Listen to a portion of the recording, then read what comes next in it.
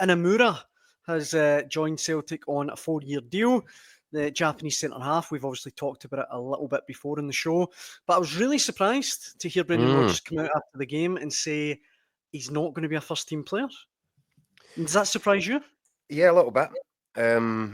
It's a little bit concerning because we've been in this movie before with Brenton, where he's previously expressed and been quite outspoken about the need for quality, and there has been instances of players that have come in and clearly he hasn't fancied them. This isn't a kid. He's what, 22, 23? 23, aye. 23. So you would have thought if he's, going to be considered a first team player at 23 would be kind of reasonable age for that. 23 seems a bit late in the day to be coming here as a project.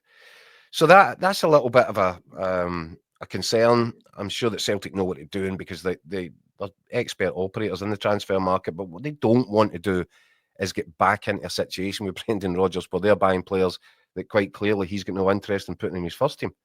Mm-hmm. It was a strange comment. I agree with you.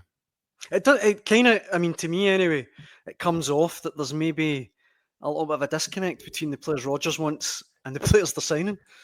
Well, what did we say towards the end of last season, Dan? I said it's going to be a really interesting summer for me because we'll get to see, do Celtic think that it's time to revert to the previous player trading model, which is not scattergun, but it's spreading the chips a bit thin across the table, isn't it? It's, bring in 5-6 players, all, similar fees, be that 2, 3, 4 million pound mark, and hope that 2 or 3 of them excel and you can cash in and sell them at a massive profit. That's the old sort of Celtic way, which Brendan changed a little bit. He forced them down that path last summer where they spent, big by Celtic's terms on Engels and Adam Ida. Yeah. And I did say, Dan, and this is where I think the next few weeks will be so fascinating to see. I think Brendan Rodgers would have a problem if he went into the boardroom right now and said, right, you cash in on Engels or Ida, because I think Celtic would do quite well to get their money back on the pair of them right now. That's not to say there's not potential for them both to grow and become the players that Brendan Rodgers clearly thinks they can be, but there wasn't enough from them last season to say that that's an instant hit. And so you wonder, do Celtic say to Brendan Rodgers, well, look, these guys haven't put on the value that we were hoping they would, therefore we're going to revert to more traditional sort of strategy in the transfer market?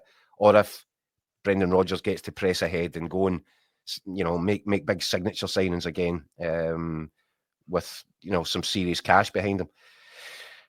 That one there does look a little bit like Celtic's won that particular battle on that particular player, but it's not to say that Brendan Rodgers won't be given the cash to go and flex his muscles a little bit and bring in marquee signings later on in this window.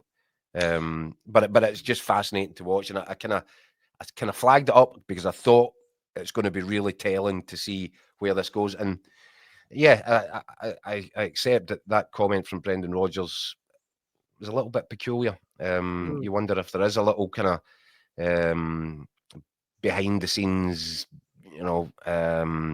battle for superiority or for setting the agenda in terms of the level of player that Celtic should be looking for this summer. In the comments, Coop says overspent for Engels. I actually think this season is going to be a big season for Engels. I actually think he did really well last year. A lot of good performances, goals. I think he is going to grow this coming season. So there you go. I would agree. I think this could be a big season for Engels. I think that his first season was a getting to know you season. Young guy coming to a new league, new club, new country, new environment, new everything, new teammates. And yeah, I think you would give him a 7 out of 10 for his first season. But that means there's room for him to grow and to improve. And I always come back to it with Brendan Rodgers. You've got a real chance of developing and improving as a player when you've got a guy like him and coaching you. And Davo points out a lot will be decided by qualifying for the Champions League, obviously. This comment, though, I want to... I'm not sure about that one, Dan, No? because Celtic have got so, you know, they're so wealthy now. They have, you know, I'm just not sure that it'll be predicated on qualifying for the Champions League because we know there's more money coming, because there's a lot of money there already. And And let's 20 get it million right. more now that comes away. Well, exactly. So that there's, you know, Celtic have got no shortage of money in it. And it's not as if you qualify for the Champions League, you're unlocking a different level of player where you can go and spend, you know, 30 million, 40 million on a player like clubs down in England do. That's not going to happen because 30 million, 40 million pound players don't come to Scottish football. Mhm. So there is a limit, there is a kind of glass ceiling on the caliber of player that you can target. And I think the Celtic model is a good one. You know, if you can spend significant sums on young players with loads of growth potential, then that's where that's where you hope to cash in at the other end. But as I said, you just feel as if there's been a little bit of to and fro behind the scenes as to what Celtic's transfer window should look like this summer, and that's where it's going to be really interesting to see the level of players that come to the club. I think they've plugged some gaps in the squad with their early work, but I think the real signings are, you know, still to come for Celtic. The real heavy business end of this transfer window is yet to come for Celtic. In the comments, Brown Warrior has had a go as he says, how any journalist worth their salt can question Celtic's approach to transfers when we have in excess of £70 million in the bank and are going for 5 in a row. It's frankly laughable, guys. But No we're one's not. questioning the approach. Well, no, it's a brilliant approach. Celtic, Aye. and that's what I said, they are absolute experts in the transfer market. But I think the issue is, do you go pivot further towards what Brendan Rodgers is looking for Celtic to do in the market, or do you pivot back towards Celtic's traditional model? Because there is a difference, and that was a silly comment. Yeah. Well, I mean, I would just, to go back to the Brown Warrior again, look, I just thought it was really interesting that this centre half, 23 years old, is not going to play in the first team. I just thought that caught me off guard a wee bit. But Celtic, generally, their approach to transfers, I'd go as far to say, one of the best teams in Britain, if not Europe. Listen, they're brilliant. The way they go about their business is immaculate. Aye. And, you know, not only are they stockpiling cash in the bank, they're stockpiling trophies as well. They're in a great position. You know, I can't recall a club being in a stronger position throughout my time covering Scottish football. Celtic are the lords of all they survey in Scottish football right now.